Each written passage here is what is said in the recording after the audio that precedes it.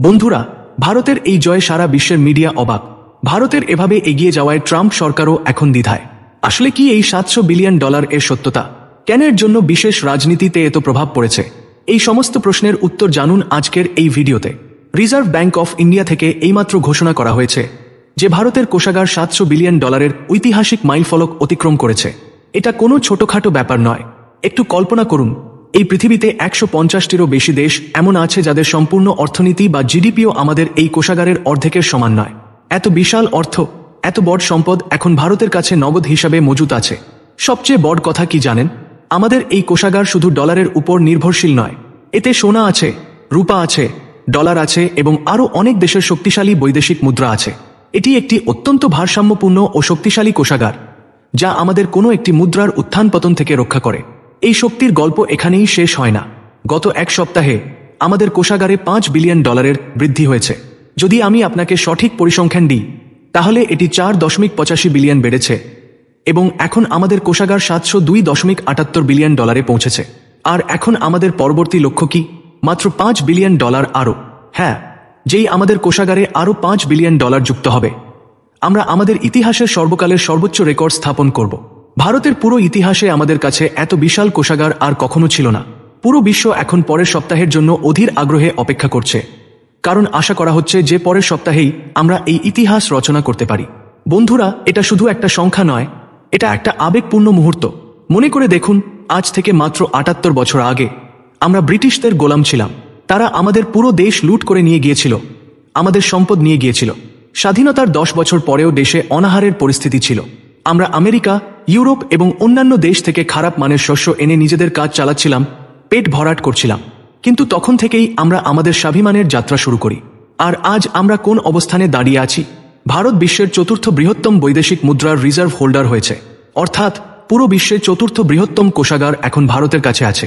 একটু ভাবুন তো, আমাদের সেই পূর্বপুরুষরা যারা স্বাধীনতার জন্য নিজেদের জীবন উৎসর্গ করেছিলেন, তারা আজ স্বর্গ থেকে আমাদের দেখছেন।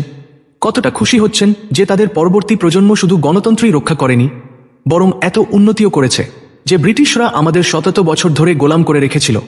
আজ আমরা তাদের থেকে শুধু কোষাগারেই এগিয়ে নেই, বরং অর্থনীতিতে, সামরিক শক্তিতে এবং কূটনৈতিক ক্ষমতার ক্ষেত্রেও তাদের থেকে অনেক গুণ বেশি শক্তিশালী। প্রতিটি দিক থেকে ব্রিটেনের তুলনায় আমরা আজ দ্বিগুণও বেশি শক্তিশালী। আর এই শক্তি আমাদের আরও বাড়াতে হবে। এই শক্তি বাড়ানোর একটি গুরুত্বপূর্ণ উপায় হল আমেরিকার সাথে একটি বড় বাণিজ্য চুক্তি। যেমনটা ডোনাল্ড ট্রাম্পও বলেছেন, এবং ভারতের অর্থনৈতিক মহল থেকেও খবর আসছে যে আগামী কয়েক সপ্তাহের মধ্যে ভারত ও আমেরিকার মধ্যে একটি স্থায়ী বাণিজ্য চুক্তি হতে পারে। বিশ্বাস করুন, যদি এই চুক্তি হয়, তাহলে দুই দেশের মধ্যে বাণিজ্য খুব দ্রুত বৃদ্ধি পাবে। কিছু লোক বলবে যে এটা ট্রাম্পের জেদের কারণে হচ্ছে, কিন্তু কারণ যাই হোক, এটা সত্যি যে এখনো পর্যন্ত ভারত ও আমেরিকার মধ্যে কোনো সঠিক বাণিজ্য চুক্তি ছিল না। এখন আমরা একটি স্থায়ী চুক্তি পেতে যাচ্ছি, এবং এই সময়টি সবচেয়ে ভালো, কারণ আমেরিকা বিশ্বের বিভিন্ন দেশের উপর শুল্ক এবং বাণিজ্য বাধা আরোপ করেছে। এখন যখন আমরা আমেরিকান বাজারে প্রবেশ করব, তখন আমরা একটি ফাঁকা বাজার পাব, যেখানে আমরা সহজেই আমাদের রপ্তানি বাড়াতে পারব। রপ্তানি বাড়লে আমাদের কোষাগার বাড়বে এবং ভারতের জিডিপিও দ্রুত বৃদ্ধি পাবে। এখন আপনাদের মধ্যে অনেকেই ভাবছেন যে এই কোষাগার বাড়লে কি হয়। এর সবচেয়ে বড় সুবিধা হল বিনিয়োগকারীর আস্থা। যে কোম্পানিগুলো আমাদের দেশে কারখানা স্থাপন করছে, টাকা বিনিয়োগ করছে, তাদের এই বিশ্বাস থাকে যে এই দেশ অর্থনৈতিকভাবে কখনো দেউলিয়া হবে না। আমাদের কোষাগার এত বিশাল যে যদি সামান্য কিছু আর্থিক উত্থান পতন হয়, তাহলে এই $700 বিলিয়ন বিশাল কোষাগার আমাদের অর্থনীতিকে সামলে নেবে। এই কারণেই যেসব দেশ বা কোম্পানি এখনো পর্যন্ত ভারতে বিনিয়োগ করতে দ্বিধা করছিল, তারাও এখন বিনিয়োগ করবে, যার ফলে দেশে কর্মসংস্থান বাড়বে। শুধু তাই নয়, এই কোষাগার ব্যবহার করে মূল্যস্ফীতি নিয়ন্ত্রণ করা হয় এবং ডলারের তুলনায় দেশের টাকা যাতে বেশি নিচে না পড়ে তা সামলানো হয়। বরং এটা বলুন যে কোষাগারের সঙ্গে সরাসরি দেশের সম্মান জড়িত। মানুষ প্রায়শই বলে যে ভারতীয় টাকা ডলারের তুলনায় কমে গেলে আমাদের সম্মান কমে যাবে। এই যুক্তি পুরোপুরি সঠিক নয়, কিন্তু যদি আপনি এই যুক্তিকে কোষাগারের সঙ্গে যুক্ত করেন, তাহলে এটি একেবারেই সঠিক। আমাদের প্রতিবেশী দেশ পাকিস্তানকে দেখুন, তাদের কোষাগার খুব বেশি হলে $10 থেকে $15 বিলিয়ন, আর বিশ্বে তাদের সম্মান কি? 2 পয়সারও না। আপনি দেখবেন যে বিশ্বে যেসব দেশের কোষাগার যত বড়, তাদের তত বেশি সম্মান করা হয়। এর থেকে আপনি নিশ্চয়ই বুঝে গেছেন যে বৈদেশিক মুদ্রার রিজার্ভ বা কোষাগার বৃদ্ধি আমাদের জন্য কতটা জরুরি।